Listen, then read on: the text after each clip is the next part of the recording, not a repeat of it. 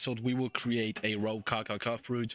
Remember, in the last video we have finished the arrow system and we wanted to test out whether this arrow system works or not. And the big problem was that we already have a stand and we're not able to use this arrow because we already have a stand, you know.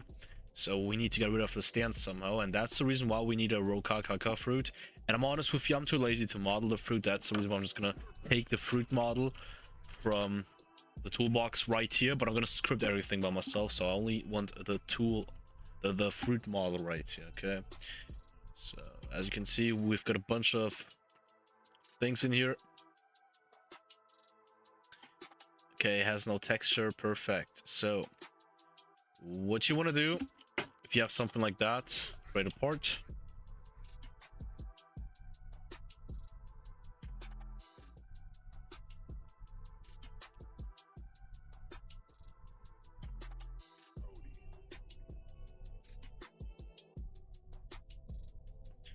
Do it like this. Set the transparency to 1. Now wait, we actually don't even... Wait.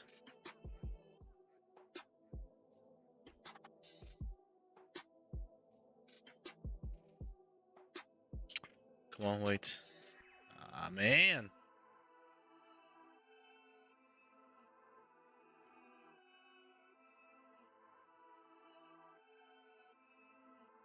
So is this the main part?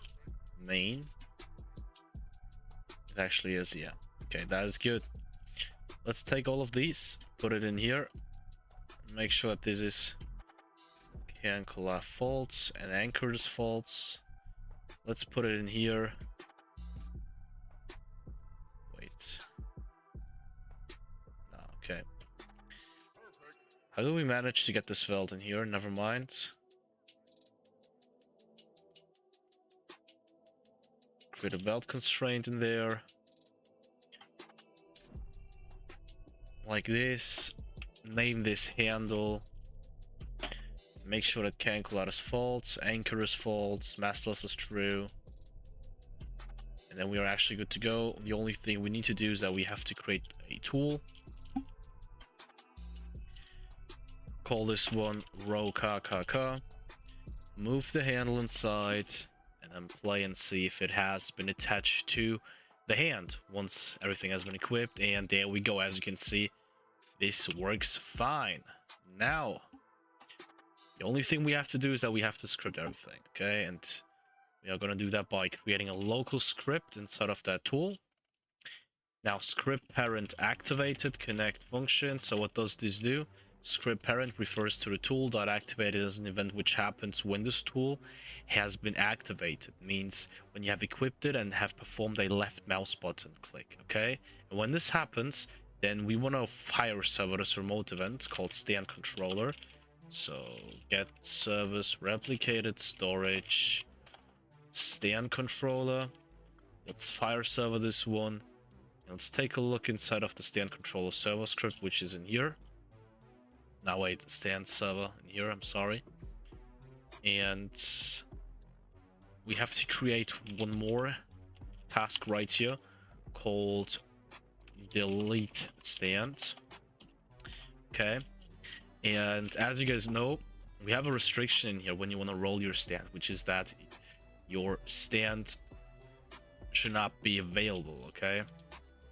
Now we have to do something similar right here, and the restriction now is that your stand value is not none, okay? Means you have a stand. So there's no point in removing a stand when you have none.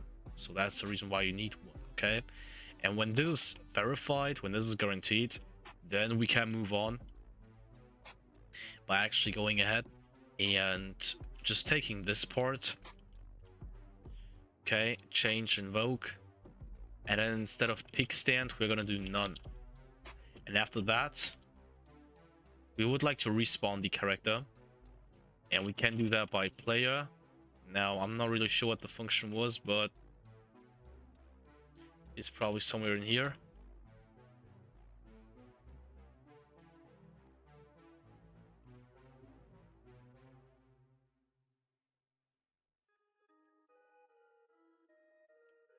I'm not sure, man.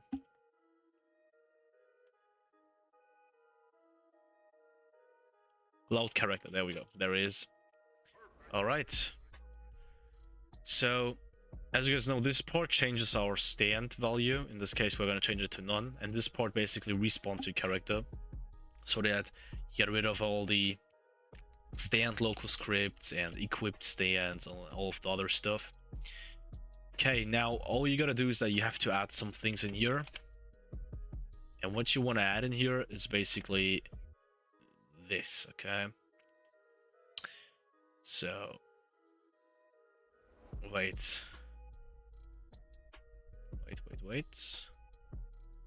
I mean, nah, it's fine, it's fine. Remove this. Delete stands. There we go. Now play. And now we can take a look into it and see if it works. As you can see, test stand is our stand right now. Now we have respawned and none is our stand. Now when we use the arrow, we suddenly have to test stand again, and then when I use the Rokakaka again, we have none. Okay? That's basically the way to do it. So you have a tool which has a fruit attached to it. You perform a left mouse button click on it. You overwrite the data of your current stand, and then you make your character respawn, and that's it. Okay. Now, if you guys want to, you can also add an animation to it. Okay. All you gotta do is that you basically just have to copy this animation in here. Call it Rokakaka. Use, I don't know, man. Just give it a random ass name. And then put it in here. That's important. And then everything basically is automatic in here. All you gotta do then is that you have to add a valid animation ID in here. So you have to create your own animation, then export it, and then add the animation ID in here. And then it should work fine, okay? Alright, that's basically the way to do it, guys. Thanks for watching. Leave a like, subscribe, share this video to all of your friends. Leave me feedback in the comment section, guys. Take care and see ya.